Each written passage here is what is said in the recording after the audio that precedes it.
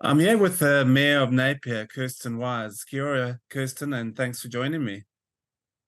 Kia ora, Andrew. Great to be here. Yeah, thanks for your time. A little bit to get through, but we'll start off with your annual report, which was recently released. Your words, it's been a tumultuous year.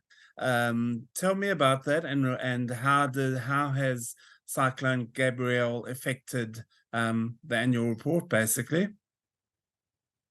Well, yeah, absolutely. Cyclone Gabrielle has had a significant impact on our year, as it has for absolutely everybody. And the annual report outlines, in particular, the financial impact that the cyclone has had on council and council activities, both in terms of the initial response and the cost associated with that, and then the ongoing recovery. And of course, the most vital thing is the role that we've had to play in terms of providing support and welfare for our community as they have moved forward in their journey and their recovery, which will be ongoing for some time to come. So now you speak about the financial implications. What are the financial costs as a result of this, and where do they come from? It's a combination of factors, as I said. Part of it was the initial response and additional costs associated with those first days and weeks where we were out working within the community, doing logistics, operations, welfare support, etc. And then the ongoing recovery in terms of the voluntary property buyouts, which of course we're responsible for 50% of the cost of that going forward, and other support and activities that we've had to provide throughout the year in terms of repairing our infrastructure, which was predominantly our wastewater treatment plant, of course, because that was completely non-operational for a period of time. So, it is several $1 million that it has cost us and our ratepayers as a direct result of the cyclone. Has central government been forthcoming in its part of funding and that? So certainly we have that commitment from central government in terms of the property buyouts, and as a region, the infrastructure costs around roading and stop banks, etc. So, we've got a signed legally binding contract. So I'm confident Good. that we will certainly receive the funding from them that we have negotiated with them.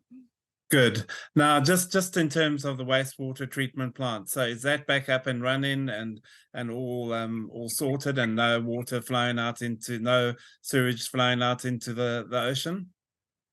That's correct. It's fully operational now, and a huge shout out to our team. They worked so hard to get that back up running as quickly as we possibly could, because we don't want sewage going out into our beautiful Moana.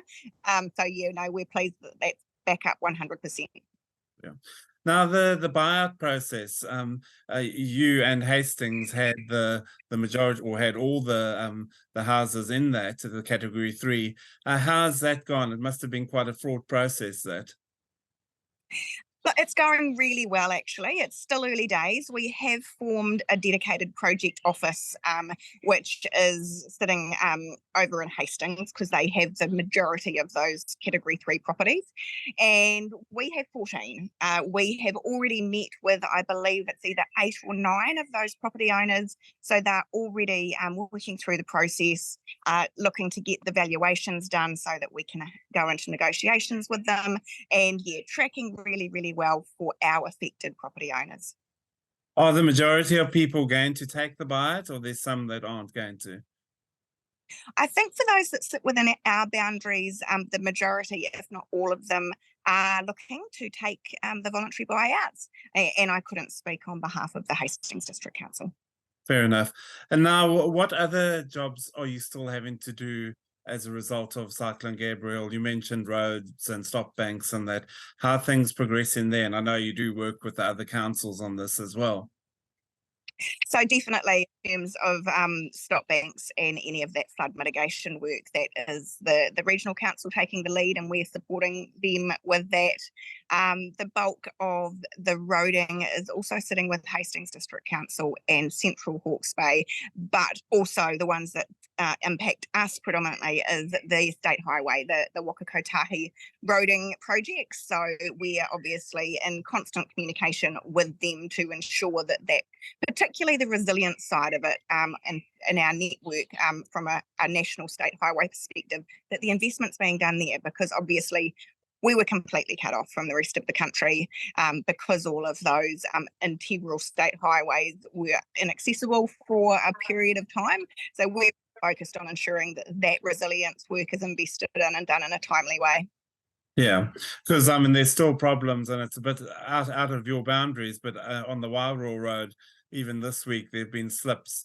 Does there need to be a solution found for that Wairau Napier Road? Look, there absolutely does need to be a solution found, and I know that everybody that's sort of a party to that is very committed to ensuring that we can find a long-term resilient solution.